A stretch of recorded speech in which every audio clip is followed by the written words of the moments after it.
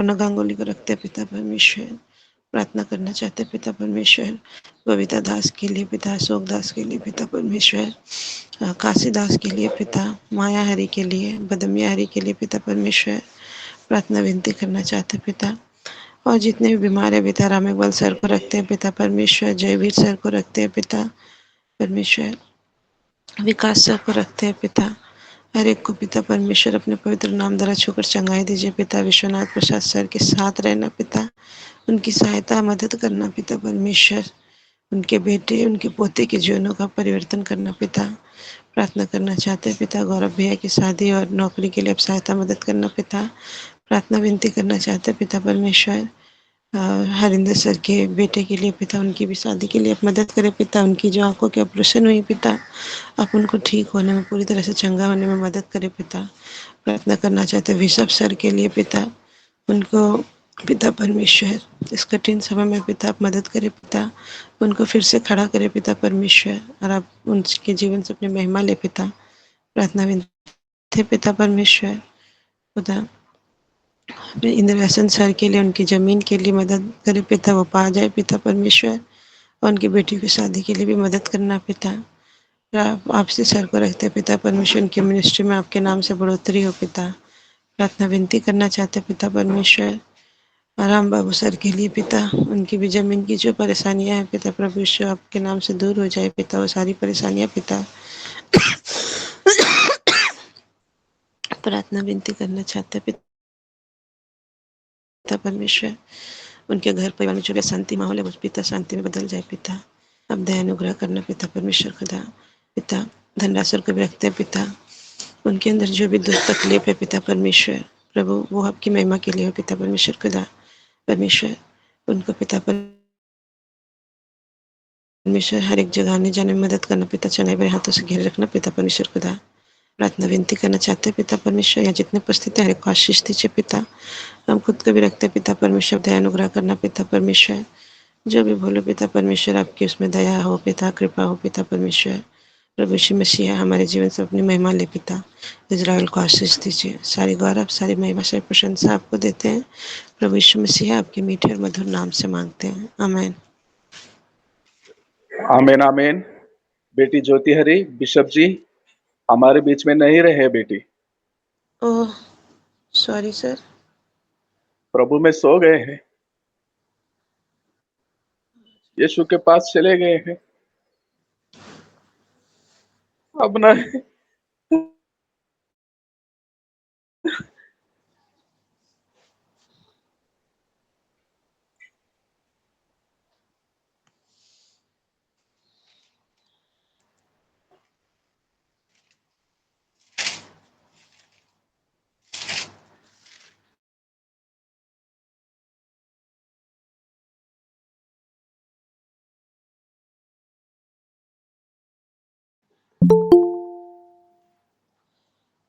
धन्यवाद देते हैं प्रभु को।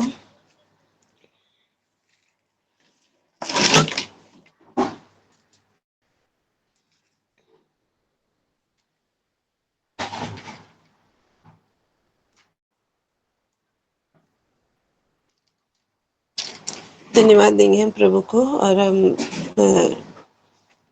वचन से देखेंगे भजन संगीता 122 का 1।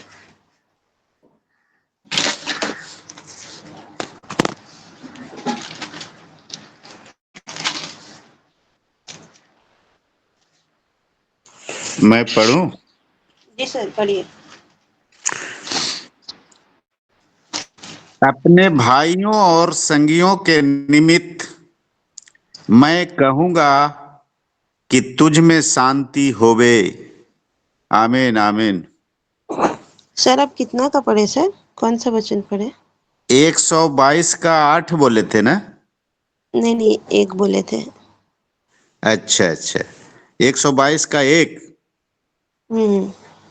जब लोगों ने मुझसे कहा आओ हम यहोवा के भवन को चलें, तब मैं आनंदित हुआ। आमीन आमीन। धन्यवाद देते हैं प्रभु को। यहाँ पे वचन कहता है कि जब लोगों ने मुझसे कहा आओ हम यहोवा के भवन को चले, तब मैं आनंदित हुआ। और लिखा है कि हे यरूशलेम, तेरे फाटकों के भीतर हम खड़े हो गए हैं। हे यरूशलेम, तू ऐसे नगर के समान बना है जिसके घर एक दूसरे से मिले हुए हैं। वहाँ गोत्र गोत्र के लोग यहोवा का नाम का धन्यवाद करने को जाते हैं। आमीन। हम धन्यवाद देंगे प्रभु को इस वचन के लिए कि यहाँ पे परमेश्वर ने जो एक पहला वचन लिखा है, उसका जो हम लोग हेडलाइन देखते हैं, वहाँ लिखा है यरूशलेम की शांति के लिए प्रार्थना।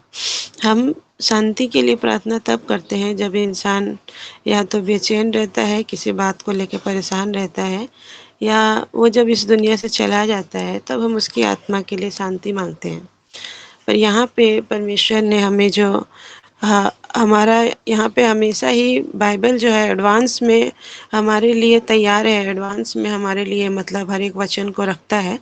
तो ये भी एक एडवांस का हमारा जीवन का वचन है कि यहाँ पे लिखा हुआ है, जब लोगों ने मुझसे कहा, जब हम प्रभु में नहीं थे तब हम प्रभु से अलग थे, पर जो लोगों ने हमको परमेश्वर के बारे में बताया और जब हम लोगों ने उसको ग्रहण किया, तभी क्या हुआ, वो हमारे अंदर एक भवन बना जिसके अंदर पहले जो मूर्तियाँ थी, जो बहुत सारी चीज़ें थी, वो सारी चीज़ों को हम लोगों ने निकाला। उसके बाद फिर हम लोग तैयार हुए और परमेश्वर हमारे अंदर वास करने लगा और हम क्या हो गया, आनंदित होने लगे। और वो जो यरूशलेम का फाटक है, वो क्या है कि हम लोग को दर्शाता है कि जिस दिन हम लोग परमेश्वर को ग्रहण करते हैं, उस दिन हम उसके लिए खड़े हो जाते हैं, उसके फाटक के भीतर खड़े हो जाते हैं। अब परमेश्वर हम लोग का क्या करता है, वेलकम करता है। पर ये और एक बात इसमें है कि यहाँ पे एक यरूशलेम की शांति के लिए प्रार्थना करने को कहता है, क्योंकि आने वाले दिन में जब हम नया यरूशलेम को जाएंगे, हमको हर एक को जब अपना टाइम के अनुसार परमेश्वर के पास जाना होगा, तो उस समय परमेश्वर चाहता है कि हम तैयार रहें। और लोग परमेश्वर एडवांस में हमें बताता है कि हे यरूशलेम, तेरे फाटकों के भीतर हम खड़े हो गए हैं। तो आज हमको अपने आप को तैयार करना है कि हम उस यरूशलेम के लिए अपने आप को तैयार कर सके, क्योंकि हम जब संसार में रहते हैं, सारा समय सारा वक्त हम एक अच्छा जीवन यापन करने के लिए एक तो अच्छा घर चाहते हैं। अगर कोई पाड़ा बस्ती में है तो वो एक अच्छा सोसाइटी चाहता है, एक अच्छा मतलब उसको अगर भाड़े का भी घर मिल जाए अच्छा सा, तो वो उसके लिए तैयारी करता है। अगर कोई भाड़ा का घर में है तो उसको एक अपना ओन घर चाहिए, अपना घर चाहिए, उसके लिए तैयारी करता है। पर परमेश्वर यहाँ पे जो हमारे जीवन के लिए जो एक घर है, यरूशलेम का फाटक पे जो हमें को खड़ा होना है, उसके लिए वो कहता है कि यरूशलेम की शांति के लिए प्रार्थना करो। क्योंकि यरूशलेम जो इस पृथ्वी में है, जो हम जानते हैं जहाँ पे प्रभु यीशु मसीह आए थे, वो अब नहीं है, वो अब होके भी नहीं है। क्योंकि आज भी वहाँ पे बहुत सारे ऐसे यहूदी लोग हैं, बहुत सारे अन्य जाति लोग हैं जो उस जगह में रहकर भी प्रभु परमेश्वर का आदर नहीं करते, वो लोग परमेश्वर का अनादर करते हैं। आज भी यरूशलेम में जो लोग विश्वासी होते हैं, जो अन्य जाति से हैं, वो लोग बाहर बाहर दूर देश से जाते हैं। उनकी एक इच्छा होती है, एक सपना होता है कि हम ये इज़राइल के देश में जाएंगे। हम लोग एक पास्टर को जानते थे, जितेंद्र बोल के, वो जितेंद्र भैया, वो दार्जिलिंग में रहते थे। वो इज़राइल को लेके बहुत मतलब सीरियस थे, बहुत ज़्यादा। उनका एक प्रे टावर है, जब हम लोग इज़राइल में गए थे, उसका घर के बाहर ऊपर में एक घर था जिसको उन्होंने नाम दिया था प्रे टावर। वहाँ से जब हम लोग प्रार्थना करने जाते थे तो वो उस जगह को वो उस जगह को इतना ही मतलब महत्व देते थे उस प्रेयर टावर को, कि वहाँ पे उन्होंने इज़राइल का जो झंडा होता है, हम लोग आम इंसान जब किसी के घर जाते हैं, वो अगर इंडियन है तो झंडा वंडा नहीं होता, या झंडा रखने से भी एक भारत का झंडा को ज़्यादा महत्व देता है। पर वो जो सर थे, वो पूरे घर में जो है, अपने घर के बाहर में ऊंचा छत के ऊपर में इज़राइल का झंडा लगाया हुआ था। पूरा घर जब हम लोग अंदर जाते थे तो बहुत बड़े बड़े मेट में, फिर एक जूट का जो काम होता है उसमें यहोवा का वचन, बहुत सारा वचन से वो घर को पूरा भरा हुआ था। और उस घर में जब हम लोग गए थे, हम लोग बहुत पहले गए थे, तो हम लोग के साथ में बहुत सारा यूथ था, बहुत यूथ था। और उसमें से कुछ जन ने क्या किया कि फ़ोन लेके अंदर में वो चला रहा था, पर अचानक से वो सर उनकी वाइफ आई। और आने के बाद में मतलब उन लोग का व्यवहार बहुत अच्छा है, बहुत अच्छा। पर उस दिन वो लोग बहुत गुस्सा हो गए और वो लोग मतलब गुस्सा से उन लोग को बोला कि आप लोग बाहर चले जाइए, इस घर में फ़ोन का इस्तेमाल मत कीजिएगा। तो मतलब वो उस घर को पूरा सोच रहे थे कि हम कैसे मतलब इज़राइल को मतलब ये करें। प्रार्थना का ये घर जो है वो इज़राइल का घर है, वो यरूशलेम है। वो हमेशा वो लोग दार्जिलिंग में उन फैमिली के पास जाने से आप देख पाइएगा कि वो लोग इज़राइल के प्रति बहुत ये है, क्योंकि वो लोग सोचते हैं कि इज़राइल के लिए प्रार्थना करना, इज़राइल के लिए आशीष मांगना उनके जीवन के लिए बहुत बड़ा आशीष होगा। तो वो लोग उस तरह से वहाँ पे सेवा करते हैं। और वहाँ पे वो लोग इज़राइल का मिट्टी ला के रखे हुए हैं, इज़राइल का वो जो लावन, गंधरस, ये सब ला के रखे हुए हैं। और जब मैं वहाँ पे गई पहले बार मैं गई नहीं थी, पर मेरी बहनें लोग गई थी तो वो बता रहे थे कि इज़राइल को वो लोग इतना ये करते हैं। और हम लोग को भी यही सिखाते हैं कि इज़राइल के लिए, यरूशलेम के लिए हम लोग को दिन रात प्रार्थना करना चाहिए, वहाँ की हर एक चीज़ के लिए। तो मुझे ऐसा लगा कि मुझे भी ये चीज़ करना चाहिए। तो हम 56 प्रार्थना लिखे थे सिर्फ इज़राइल देश के लिए, वहाँ के एक्टर्स के लिए, वहाँ के बहुत सारी विषय में लिखे थे।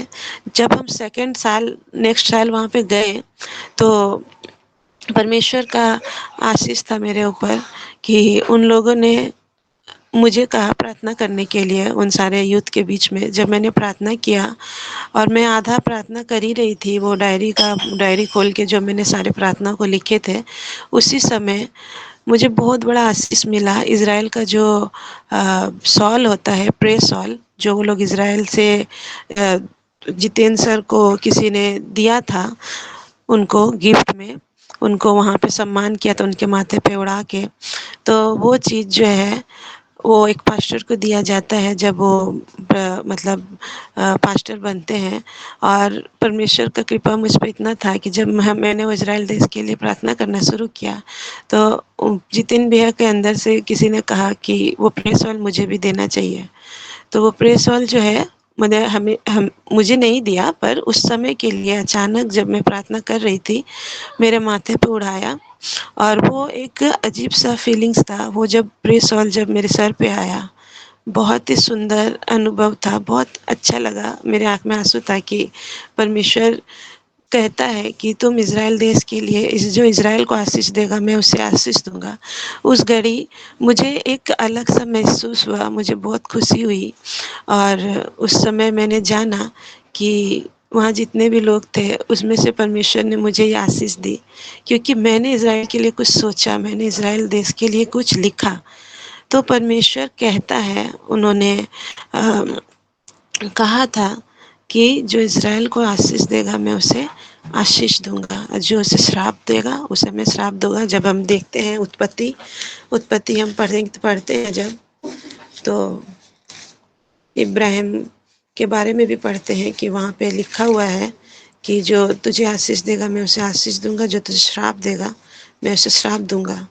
मतलब वो सिर्फ इब्राहिम के लिए वो वचन नहीं है, वो वचन हम सबों के लिए है कि परमेश्वर कहता है कि हम तैयारी में रहें और हम इस जगह के लिए, इस घर के लिए ना सोचे, हम लोग सोचे उस, हम लोग का अंदर जब भी अपना घर लेने का इच्छा हो, अपना जीवन में कुछ अपना कुछ चाहिए, तब हम लोग को सोचना चाहिए ये यरूशलेम के बारे में कि आने वाले दिन में जो है ये हमारा असली घर नहीं, जो असली घर है उसके लिए हम लोग को तैयारी करना चाहिए, उसके लिए ज़्यादा से ज़्यादा प्रार्थना करना चाहिए। आज भी इज़राइल देश में बहुत सारे अटैक होते रहते हैं। हम लोग तो छोटे मोटे परेशानियों से परेशान हो जाते हैं, पर वहाँ पे परमेश्वर के दासों को कितना कुछ सहना पड़ता है। हम लोग यहाँ अच्छे से प्रचार कर रहे हैं, वहाँ पे एक भी दिन ऐसा नहीं है जहाँ पे उन लोग के ऊपर हमला ना हुआ हो। हमेशा वहाँ पे जो दूसरे जाति के लोग हैं, जो लोग परमेश्वर के अगेंस्ट है, हमेशा वहाँ पे बम बारूद ये सब सारा चीज़ होते रहता है। पर एक चीज़ वहाँ पे अद्भुत है कि कोई भी बम हो या कोई भी अटैक वहाँ पे काम नहीं करता। अगर कुछ भी मिसाइलें छोड़ी जाए वहाँ पे, तो ऐसा होता है कि वो आधे रास्ते में ही जाके ख़त्म हो जाता है। और यरूशलेम का जो भवन है हमारा परमेश्वर का, वहाँ तक वो कुछ काम नहीं आता। वो इतना शक्तिशाली सामर्थ्य देश है, और उसी देश के व्यक्ति हम हैं। भले ही हम वहाँ पे ना रहते हों, पर परमेश्वर हमको कहता है कि आओ हम यहोवा के भवन को चले। तब मैं आनंदित हुआ। हे यरूशलेम, तेरे फाटकों के भीतर हम खड़े हो गए हैं। मतलब परमेश्वर से हम रोज कहे कि हे यरूशलेम, तेरे फाटक के भीतर हम खड़े हैं। और जो भी हमारा शत्रु है, जो भी हमें परमेश्वर से भटकाने की कोशिश करता है, परमेश्वर जो है हमसे पहले वो परमेश्वर से लड़ेगा। अब परमेश्वर उसको कभी जीतने नहीं देगा, क्योंकि परमेश्वर के आगे कोई नहीं है।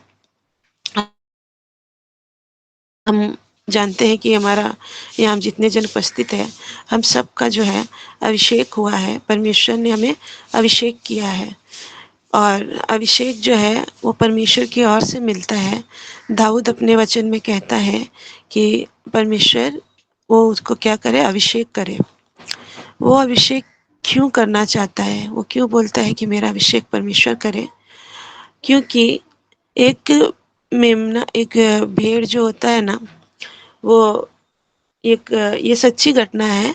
एक भेड़ जो है, और वो जब चरवाहा उसको जब चराता है, तो मक्खी जो रहती है ना, मक्खी शैतान का रूप होता है।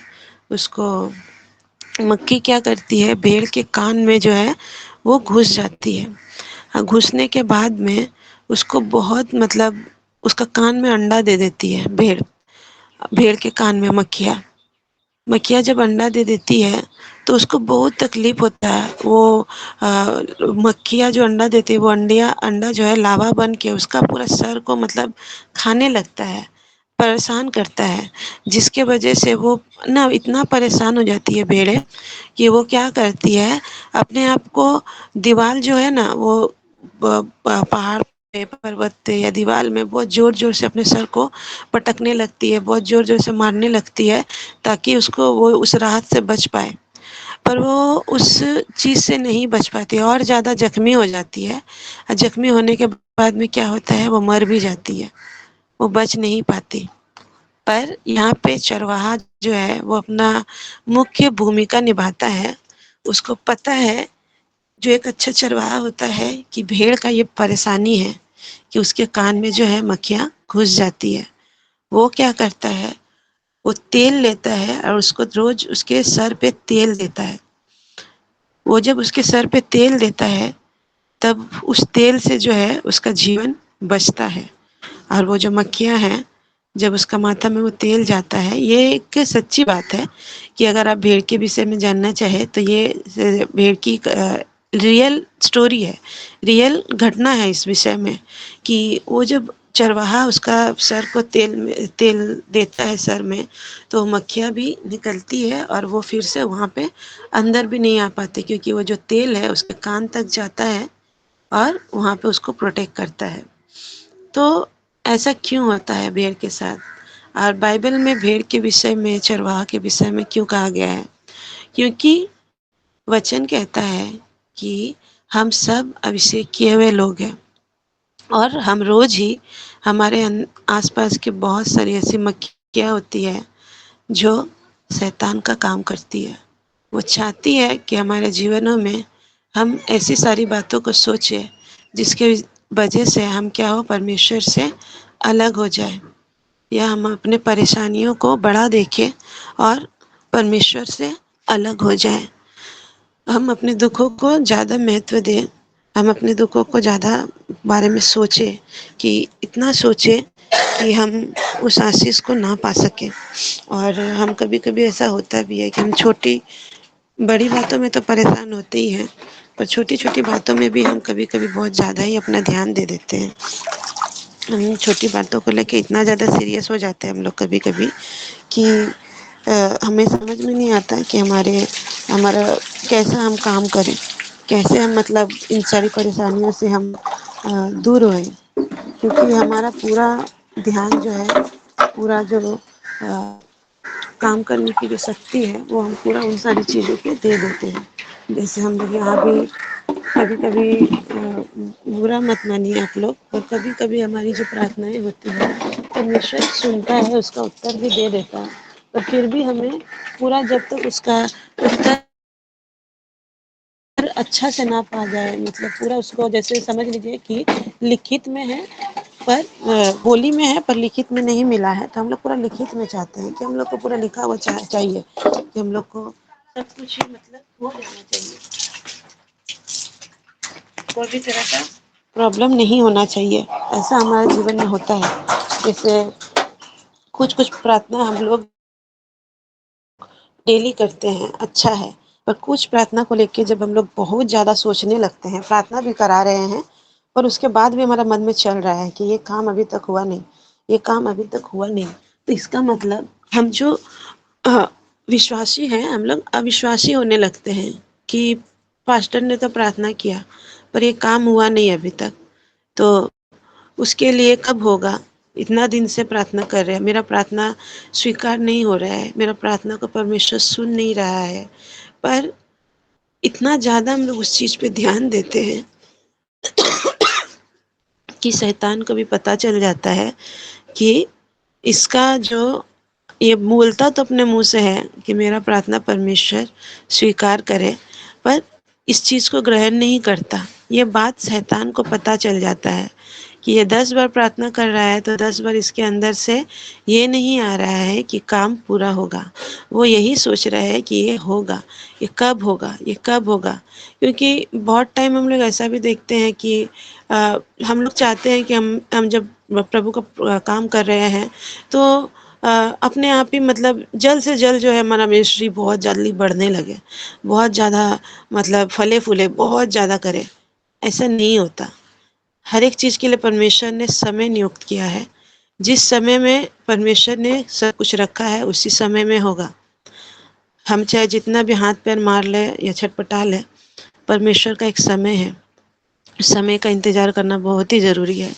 हम लोग इब्राहिम के लाइफ को देखते हैं कि वो कैसे परमेश्वर ने उनको कितना 72 साल की उम्र में उनको बोला था, 75 साल की उम्र में कि तुमको बेटा का प्राप्ति होगा, पर वो सुन के वो कहीं भी नहीं बोला कि हाँ नहीं होगा। वो सुन लिया, पर आप देखिए कहीं पे वो इस चीज़ के लिए प्रार्थना नहीं कर रहे हैं। हाँ, पर हम एक चीज़ देखते हैं, परमेश्वर ने इस बात को बोलने के बाद भी वो बहुत सारी जगह में परमेश्वर को वेदी बना रहे हैं, प्रार्थना कर रहे हैं, वेदी बना रहे हैं, प्रार्थना कर रहे हैं। उनको उनको मतलब ऊँचा उठाते जा रहे हैं, ऊँचा उठाते जा रहे हैं कि प्रार्थना तो बोल दिए है, उसके पास में चला गया है। अब जब उसका समय होगा वो पूरा करेगा। पर मेरा जो काम है मैं करूँ। जगह-जगह उसका वेदी बनाना, जगह उसके लिए प्रार्थना और उसके बाद का काम करूँ। पर हम लोग नहीं करते हैं। हम इब्राहिम को देखते हैं कि बहुत सालों बाद उसको एक बच्चा मिल जाता है, और वो उस चीज़ के लिए भी परमेश्वर का बहुत धन्यवाद देता है। पर इतना माइंड में हेडेक लेके नहीं चलता कि मेरा ये प्रार्थना नहीं हुआ, मेरा ये प्रार्थना नहीं हुआ। क्योंकि जब हम भी कभी प्रार्थना करते हैं किस विषय के लिए बहुत ज़्यादा सोचने लगते हैं, तब मेरे दिल से भी आवाज़ आती है कि हम जो है, क्योंकि मेरा जो एक बार अगर हम अपने पिता से कह चुके हैं तो प्रार्थना वो सुन चुका है। और बहुत अच्छा लगता है जब हम यहाँ पे प्रार्थना के विषय में बोलते हैं, तो अगर मतलब एक सच्ची घटना है कि हम कुछ दिन पहले किसी विषय के लिए बहुत ज़्यादा प्रार्थना कर रहे थे, बहुत ज़्यादा प्रार्थना कर रहे थे। और इन्हीं में से किसी मतलब पिता जैसे इंसान ने मुझे फ़ोन किया, फ़ोन करके मुझसे पूछा कि बेटी तुम्हारा क्या समस्या है? तो मैंने बताया कि मतलब प्रार्थना रिक्वेस्ट दिए थे, ठीक है, कि मैं घर के लिए, भाई के नौकरी के लिए, हमारे नौकरियों के लिए, और मेरे आंगन में कल लग जाए उस चीज़ के लिए हम प्रार्थना रिक्वेस्ट दिए थे। तो उस समय में साजन कोशी सर ने मुझे फ़ोन करके पूछा था और कहा था कि हम लोग भी प्रार्थना कर रहे हैं, मतलब मुझे एक संतावना देने के लिए कि बेटी प्रार्थना हो रहा है, हम लोग पूरा परमेश्वर पूरा करेगा। तो परमेश्वर उन्होंने मुझे बताया कि हम लोग डेली आप लोग के लिए प्रार्थना कर रहे हैं कि आपका आंगन में कल लग जाए। प्रार्थना हो, राम इकबाल सर भी प्रेयर कर रहे थे, वो भी बोल रहे थे कि विश्वास में बने रहिए, परमेश्वर ज़रूर देगा। और सभी जब ऐसा सुने हम, तो एक दिन हम प्रार्थना में सोच रहे थे, हमको बहुत अच्छा लगा, महसूस हुआ, हम बहुत खुश हो रहे थे इस चीज़ के लिए कि हम इतना प्रार्थना करें, इतना प्रार्थना करें। और मेरा प्रार्थना से जब ये धरती का इंसान जो है, वो लोग भी मेरे विषय में दया कर रहा है, वो लोग भी प्रार्थना कर रहे हैं, तब हमको और बहुत ज़्यादा खुशी हुआ कि जो धरती का इंसान को इतना दया आ रहा है, तो जो आसमान में बैठा हुआ है, वो तो और भी ज़्यादा दया करने वाला है। तो उसका अंदर मतलब जब इन लोग का अंदर में ये दया का चीज़ आ रहा है, तो वो भी दया करेंगे मुझ पे, क्योंकि जब मेरे बोलने से जिनको मैंने देखा नहीं, जो मैं यहाँ पे रोज़ मिलती हूँ, जितना जन यहाँ पे उपस्थित है, जो मेरे पिता के समान है, वो लोग जब मेरी इस प्रार्थना को सुन के उन लोग को मुझ पे दया आ रहा है, तो जिनके पास मैंने ये प्रेयर रिक्वेस्ट रखा है, उनको भी मेरे ऊपर दया है। और इसीलिए आज जब सब कोई बोल रहा है कि विश्वास करो, प्रार्थना करो, पूरा होगा, तो इस बात को हम लोग को करना चाहिए। और जो अभिषेक, जब हम लोग विश्वास करने से ही, बाइबल भी कहता है कि विश्वास करने से ही हम लोग धर्मी गिने जाएंगे और परमेश्वर के राज्य में पहुंचेंगे। परमेश्वर के राज्य में पहुंचने के लिए हम लोग को बहुत ज़्यादा मतलब सोचने वाला इंसान नहीं होना चाहिए, बहुत ज़्यादा मतलब स्ट्रिक्टली नहीं होना चाहिए, बहुत ज़्यादा मतलब अ, सोचने वाला, बहुत ज़्यादा ये करना है, वो करना है, नियम कानून ये सब नहीं। बाइबल कहता है कि जब हम परमेश्वर को विश्वास करते हैं, तब हम धर्मी गिने जाते हैं। नहीं तो मतलब हम लोग किसी का न्याय कर देंगे, तब हम परमेश्वर के पास जाएंगे। किसी को मतलब कुछ मदद कर देंगे, उससे हम परमेश्वर के पास जाएंगे। क्योंकि हम देखते हैं दुनिया में बहुत सारे लोग हैं, और आजकल तो कुछ ज़्यादा ही लोग हैं जो लोगों का मदद करते हैं, रास्ते घाट में भिखारियों को, उसको बहुत जन को। कभी कभी हम लोग रास्ते से जाते, हम जाते हैं तो हमको बहुत मन करता है कि किसी का हम भी काश मेरा पास कुछ होता, जो हम किसी को अगर देखते हैं, गरीब को या किसी को, तो मन करता है कि उसको मदद करे। बहुत सारे ऐसे बूढ़ा इंसान लोगों को देखते हैं कि बहुत कष्ट में है, कभी कभी बात करते हैं किसी से तो पता चलता है अच्छे घर में रहने के बावजूद भी उनके बेटे बेटियां लोग जो है उन लोग से अच्छा व्यवहार नहीं करते, उन लोग का साथ ही। तब मेरे अंदर में बहुत दुख होता है हमको। तब हम प्रार्थना करते हैं कि जी खास आप हमको इतना मतलब जगह में खड़ा करना कि हम एक तो मतलब ओल्ड एज होम बना सके, जहाँ पे वो लोग रह सके और आपका प्रार्थना आराधना कर सके। पर फिर सोचते हैं कि मेरा ही खुद नहीं है तो हम दूसरे के लिए क्या करेंगे, इसीलिए अभी ये सब चीज़ मत सोचो। ऐसा मन में मेरा ये सब चीज़ आता है जब हम ऐसा चीज़ को सोचते हैं और देखते हैं। पर दया जो है, जब परमेश्वर करता है तो अनोखा होता है। और हम जब देखते हैं कि ये सारी चीज़ जब लोगों को देखते हैं करते हुए, तो आजकल बहुत सारी चीज़ें दिखावटी के लिए भी होती है। बहुत सारे आप फ़ोन में देखिएगा, कोई किसी को मदद कर रहा है तो वो उसका रील बना के दिखा रहा है कि हम इसका मदद किए। बहुत सारी ऐसी चीज़ें हैं। तो यहाँ ये भी है कि वो लोग जो मदद कर रहे हैं, वो लोग भी धर्मी नहीं गिने जाएंगे, क्योंकि वो लोग जो है वो इस चीज़ को करके सोचते हैं कि वो लोग जो है परमेश्वर के स्वर्गीय राज्य में उसको जगह मिलेगा। पर बाइबल बताता है कि विश्वास धर्मी सिर्फ इसी से गिना जाएगा जब परमेश्वर का जो वो वचन को सम्मान करेगा, और जो प्रभु यीशु मसीह पे विश्वास करेगा वही धर्मी गिना जाएगा। धर्म का काम बहुत सारा है, पर हमें जब प्रभु यीशु मसीह में अगर आके हम वो धर्मों का काम करते हैं, तब परमेश्वर जो है उसका आशीष देता है। पर कोई इंसान अगर प्रभु में नहीं है और वो कर रहा है, तो वो करेगा, पर वो सच्चा खुदा को नहीं जानता, इसीलिए वो कभी भी परमेश्वर का उस जगह में पहुंच नहीं पाएगा। क्योंकि एक बहुत सारे हिंदू का ऐसा होता है, ज़्यादातर मारवाड़ी लोगों का, कि वो लोग अपने जो स्टाफ लोग हैं उन लोग से बहुत बुरा व्यवहार करते हैं, बहुत बुरा, मतलब उनके साथ में बातचीत करते हैं। मेरी ससी दी जो है पहले एक कपड़े की दुकान में काम करती थी, और वहाँ भी वो मारवाड़ी था उसका मालिक, और उसके अपने स्टाफ लोगों से बहुत बुरी तरह से बात करता था। मतलब लेडीज जेंट्स कुछ नहीं सोचता था, मतलब उसका बातचीत का तरीका ठीक नहीं था। तो वो ये करता था, पर हाँ वो दान पुण्य भी बहुत करता था। मारवाड़ी लोग में दान पुण्य बहुत ज़्यादा होता है, क्योंकि वो लोग सोचते हैं कि दान पुण्य करने से वो लोग का जो है पाप जो है वो कम हो जाएगा, ऐसा सोचते हैं वो लोग। तो ये सारी बातें झूठी है। परमेश्वर के राज्य के लिए हम यहाँ जितने उपस्थित हैं, परमेश्वर ने हम सबको बुलाया है, और वो कहता है कि हमें उनके लिए तैयार होना चाहिए। 4 में लिखा है वहाँ, यहाँ के गोत्र गोत्र के लोग यहोवा का नाम का धन्यवाद करने को जाते हैं। यह इज़राइल के लिए साक्षी है, वह तो न्याय का सिंहासन दाऊद के घराने के लिए रखे हुए हैं। आज हम यहाँ जितने उपस्थित हैं, हम लोग सभी कोई परमेश्वर के राज्य के लिए हैं, और उसको धन्यवाद करने के लिए हैं, और उसके सिंहासन के पास हम जाते हैं, और हम दाऊद के घराने के कहलाते हैं। हम दाऊद के घराने के लिए इसलिए कहलाते हैं क्योंकि जिस तरह से भेड़ का तेल देके उसको रोज शैतान से बचाया जाता है, परमेश्वर भी रोज हमें अभिषेक करता है।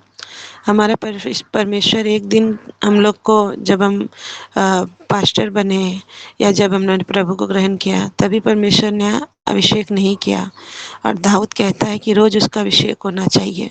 तो हमें भी रोज सुबह उठ के यही बोलना चाहिए कि परमेश्वर आप हमारा अभिषेक करें, क्योंकि अभिषेक होने से हमारे आसपास के जितने भी बुरी सारी शक्तियाँ हैं, बुरी सारी चीज़ें हैं, वो दूर हो जाती है। एक शैतान, जब हम सुबह उठते हैं तो हमारे साथ साथ एक शैतान उपस्थित रहता है। वो हमारे दिन भर का चाल चलन को देखता है। वो दिन भर देखता है कि हम, अगर हमारे बेड के माथे के पास में बाइबल रखा हुआ है और फ़ोन भी रखा हुआ है, तो शैतान भी जब हमारी आंखें खुलती है तो वो भी देखता है ये पहले किसको पकड़ेगा, फ़ोन को या बाइबल को। तो अगर हम बाइबल को पकड़ते हैं तो शैतान जो है उस जगह वहाँ से हट जाता है। उसको पता चल जाता है कि आज भी ये मेरा कंट्रोल में नहीं रहेगा, क्योंकि जब हम बाइबल को पकड़ते हैं तो सुबह से परमेश्वर हमको थामे रहता है। पर बहुत टाइम ऐसा देखा जाता है कि आज भी भैया जब चर्च में प्रचार करते हैं, बहुत बोलते हैं सभी को बाइबल पढ़ने के लिए, आप प्रार्थना कीजिए, बाइबल पढ़िए, प्रार्थना कीजिए, बाइबल पढ़िए। पर इंसान जो है वो बाइबल से उतना ही दूर है जितना, मतलब सूरज चंद्रमा हम लोगों से दूर है। मतलब बाइबल घर में तो है, पर बाइबल का पत्ता जो है वो खुला नहीं है कभी भी। हम प्रभु को धन्यवाद देते हैं कि मेरे आसपास बहुत सारे ऐसे कैरेक्टर हैं जिनको देख के हम लोगों ने सीखा है। आज भी जो इतना प्रभु में, अगर हम इधर इधर तक आए हैं, तो परमेश्वर ने बहुत सारे जगह पे बहुत सारे ऐसे दासों को हमारे सामने दिखाया है कि जिसके जीवन से हम लोगों ने बहुत कुछ सीखा है। क्योंकि हम बताए ना उस जितिन भैया के बारे में, उसका पास जब हम लोग जाते हैं ना तो हम लोग को सोने का समय नहीं मिलता। मतलब आप उसके सामने खाना भी नहीं खा पाइएगा। एक दिन वो हम लोगों को अपने घर में बुलाया खाने के लिए, और इतना वचन बोलते जा रहे हैं, और वो आँख बंद बोलते बोलते ठीक है हम लोग खाना खाएंगे, फिर बोलते हैं कि 1 मिनट मुझे एक वचन आ गया। मतलब उसका वचन आ गया उसका मुंह में, तब वो बोलेंगे। उनकी बीवी फोन करके, अपना रूम से फोन करके बोल रही है उन लोग को छोड़ो, खाना खाने दो। तो बोली हाँ ठीक है बेटा लोग तुम लोग जाओ। फिर खाना खाना खा रहे हैं। मतलब पागल जो होता है एक बाइबल का, एक जो बाइबल का बोलते हैं ना किताबी कीड़ा, वो बाइबल का जैसे लगता है वो कीड़ा है जो बाइबल का हर एक पेज में घुसा हुआ है। मतलब इतना पागल है और उतना ही आशीषित है। वो बता रहे थे कि इज़राइल के लिए वो इतना ज़्यादा मतलब गंभीर है कि वो प्रार्थना कर रहे थे एक दिन और सो गए प्रार्थना करते करते। पर जब वो सोए तो उसको एक दर्शन मिला था कि वो इज़राइल देश में गए, पर जैसे ही वो उस भूमि में पैर रखा और उसकी आंखें खुल गई, उसके बाद वो अपने बारे में बता रहे कि वो बहुत रोने लगे कि वो यरूशलेम के उस सपने में वो देख रहे थे कि वो यरूशलेम तक पहुँचे इज़राइल देश में, वहाँ पे पैर रखा और उसका नींद खुल गया। तो परमेश्वर से बहुत प्रार्थना करने लगी, परमेश्वर मुझे वो आशीष दो कि हम इज़राइल देश को जा सके। परमेश्वर ने उनकी विनती प्रार्थना को सुना। पर वो ये बताते हैं कि इज़राइल देश सिर्फ जाना ज़रूरी नहीं है, हमारा असली यरूशलेम जो है वो बाइबल कहता है भजन संगीता 122 में कि उसकी शांति के लिए प्रार्थना किया करो। और हम देखते हैं कि यरूशलेम में शांति का वरदान है, उसके लिए हम लोग यरूशलेम के लिए क्या मांगेंगे। यहाँ 6 में ये भी बताता है कि यरूशलेम की शांति का वरदान मांगो, तेरे प्रेमी कुशल से रहे, तेरे शहर पनाह के भीतर शांति और तेरे महलों में कुशल होवे। अपने भाइयों और संगियों के निर्मित मैं कहूँगा कि तुझ में शांति होवे, अपने परमेश्वर यहोवा के भवन के निर्मित मैं तेरी भलाई का यत्न करूँगा। आमेन। यहाँ पे हम जब सुने कि बिशप सर जी नहीं रहे, प्रभु में सो गए, तो आज हम लोग बहुत दुखी होते हैं, बहुत तकलीफ में होते हैं कि वो संसार को छोड़ के चले गए। पर परमेश्वर जो है वो बहुत महान है। वो जो है वो शांति का राज्य में उनको चाह रहे थे, क्योंकि जब एक बगीचा होता है ना, वो बगीचा में बहुत सारे फूल होता है और उस फूल को देखभाल करने के लिए एक इंसान का ज़रूरत होता है। उस इंसान को जो है परमेश्वर भेजता है कि उसका फूल का देखभाल करे, बहुत अच्छा ये करे। और वो जो माली होता है जिसको वो काम देता है बगीचे में, वो उसका बहुत अच्छा से सेवा करता है, इतना अच्छा से सेवा करता है कि वो उस फूलों को अपना समझने लगता है, क्योंकि वो रात दिन उसको देखता है, रात दिन उसके साथ रहता है। तो बहुत अच्छा से कैंची से उसको अच्छा कटिंग देता है, फूल को अच्छा सा शेप देता है, उसको पानी देता है, खाद देता है, ताकि फूल जो है बहुत हरा भरा और अच्छा रहे। पर जब वो बगीचे का मालिक आता है तो मालिक आके माली से कुछ नहीं पूछता, वो जाता है बगीचे में और जाके जो सबसे अच्छा फूल रहता है, जो सबसे सुंदर फूल रहता है, उस फूल को वो तोड़ देता है। और माली को बहुत गुस्सा आता है कि हम जिस फूल को इतना अच्छा से सहेज के, मतलब अंकुर था उससे फूल बनाए, इतना सेवा किए, और मालिक आया और उसको तोड़ के लेके चला गया। पर वो मालिक से क्वेश्चन नहीं करता, कि उसको पता है कि ये बगीचा मालिक का है, माली माली है, और बगीचा का मालिक जो है वो उसको मालिक कहते हैं। उससे वो क्वेश्चन नहीं कर सकता है, उसको उसने वहाँ पे रखा है उसका सेवा करने के लिए। तो आज हम सब भी यहाँ जितने हैं, परमेश्वर हम लोगों को, हमारा जो मम्मी पापा होता है वो हमारे माली रहते हैं, वो हम लोग को बड़ा करता है। जो हमारे पास्टर रहते हैं वो भी जब हम प्रभु में आते हैं वो हमको पानी देते हैं, खाद देते हैं, और हम लोग को एक सुंदर बनाते, एक सुंदर फूल बनाते हैं। पर जब असली मालिक आएगा तो वो अपना बगीचा में उस फूल को लगाएगा। और वो मालिक जो है जब बगीचा का फूल को तोड़ता है, तो तोड़ने के बाद इतना सुंदर फूल को जब वो देखता है कि इसमें से कौन सा बहुत अच्छा फूल है, उस फूल को तोड़कर वो क्या करता होगा। उस फूल को तोड़कर वो अपना जेब में नहीं रखता, वो अपना किसी को नहीं देता। वो जो सबसे सुंदर फूल होता है वो ले जाकर अपना जो घर में वो जो होता है फूल रखने का जो बोलते हैं गुलदस्ता या कुछ फूल रखने वाला जो रहता है, उसमें वो क्या करता है अपने घर में अपने जगह में रखता है, क्योंकि वो सुंदर सा फूल वो चाहता है कि उसके पास रहे। आज बिशप सर भी जो है आज के टाइम में, हमको नहीं पता आज उनकी मृत्यु हुआ या कल, अगर कल हुआ होगा तो कल का दिन वो सबसे सुंदर फूल थे जो परमेश्वर चाहता था कि वो अपना बगीचा में लगाए, और अगर आज हुआ है तो आज का दिन में वो सबसे सुंदर फूल है, क्योंकि परमेश्वर चाहता है कि आज वो उनके घर में सजे। तो परमेश्वर का धन्यवाद करते हैं कि परमेश्वर कुछ भी करता है वो अच्छे के लिए करता है, और परमेश्वर जब चाहेगा अपने फूल को अपने बगीचे में लगाएगा।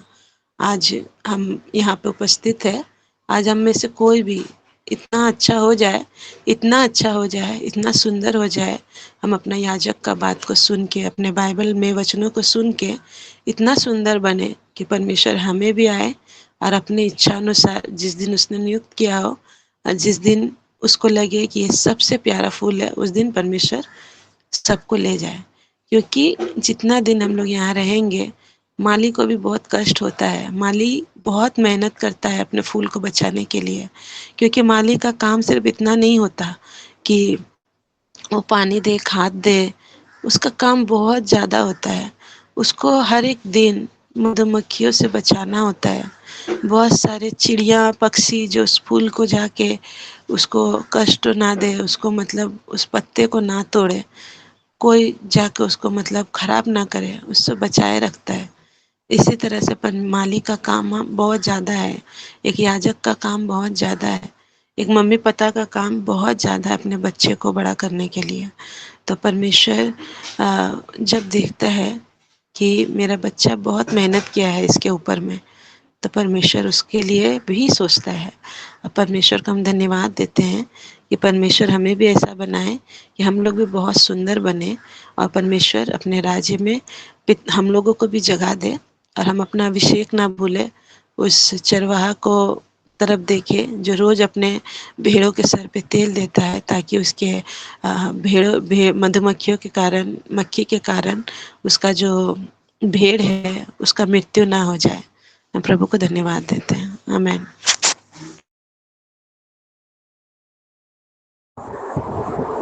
आमीन आमीन। बहुत ही सुंदर ज्योति हरी बेटी, धन्यवाद हो आपका। हमारे प्यारे बिशप जी, कल दिन में 11:30 बजे हमेशा हमेशा के लिए इस संसार के हम सबको छोड़कर प्रभु के पास चले गए हैं, यीशु के साथ होने के लिए चले गए हैं। पिछले बार जब प्रचार कर रहे थे बिशप जी, आखिरी बार प्रचार कर रहे थे, फूलों के लिए प्रचार कर रहे थे, फूलों के बगीचा, सूरजमुखी फूल हमेशा सूरज को देखता रहता है, सर उठाकर सूरज के ओर, पूरब के ओर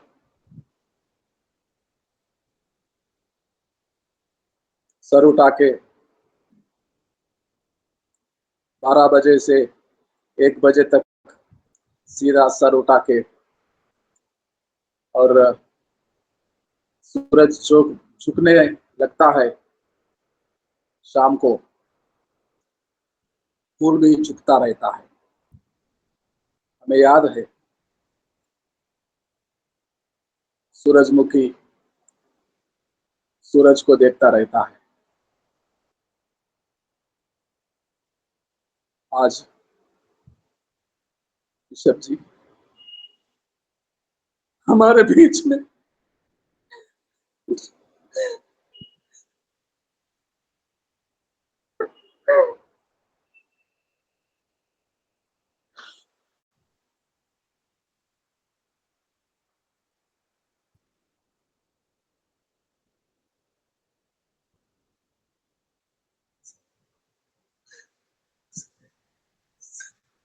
साजन कोशिश आप आखिरी प्रार्थना करेंगे।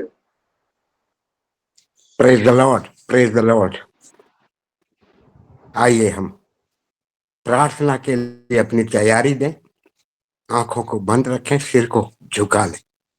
धन्यवाद धन्यवाद धन्यवाद प्रभु, सुंदर सुबह को देखने का अवसर दिया पिता परमेश्वर।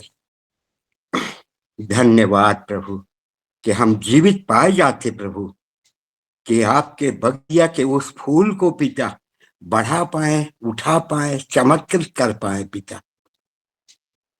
पिछले 16 तारीख को बिशप साइमन साहब ने ये फूल की बात को रखा था। उस समय उन्होंने नीति वचन 3:10 और 5:10 का विवरण किया था। उन्होंने रोज, मेरीगोल्ड, डालिया इत्यादि की बातों को बताया और चिताया, समझाया। यस लॉर्ड, उस समय शायद हम समझ नहीं पाए प्रभु, पर आज जब धनराज साहब के मुंह से ये बात को सुने कि बिशप साहब नहीं रहे, और इसके पहले ज्योति के मुंह से ये बात मिली बिशप साहब नहीं रहे, मैं थोड़ा भाव विभोर हुआ कि कौन सा बिशप है, अपना साइमन साहब है या और कोई बिशप है। पर अभी जब उन बातों को रखा गया, चिताया गया कि वो फूल चुन लिया गया, और वो फूल क्यों चुन लिया गया इस बात से हम सब अवगत है। वचन की तेज, वचन की धार, वचन की आशीष और वचन में बने रहकर उस महिमा और गरिमा को पाने के लिए जब हम तैयार होते, स्वर्ग आनंदित होता और खुश होता। धन्यवाद प्रभु, धन्यवाद प्रभु कि आपने एक अच्छे सुंदर फूल को पिता चुन लिया। ये संसार की तमाम कमी घटी, संसार के तमाम विद्वेष और जो शारीरिक अभिलाषाएं रहती पिता, इन सब बातों से मुक्ति देकर प्रभु में सो गए पिता। कल इसी बात का उद्धरण मैंने आखिरी में रखा था प्रार्थना के बाद। यस, वो कल ही के दिन हो गया कि बिशप साहब ने अपनी दौड़ पूरी कर ली। 2 तिमोथी 4 को पढ़ने के लिए मैं विश्वनाथ जी और मदन जी को बोला। कल भी पिता मदन बाबू के पिताजी नहीं रहे, सो गए प्रभु में। उसका मिट्टी का सब कार्यक्रम हुआ होगा।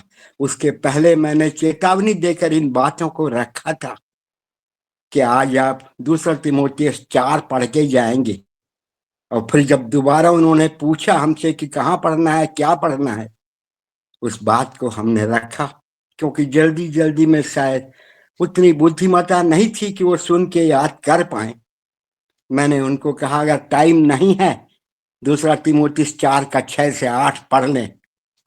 यस, उसी प्रकार हम सब भाव विभोर हैं।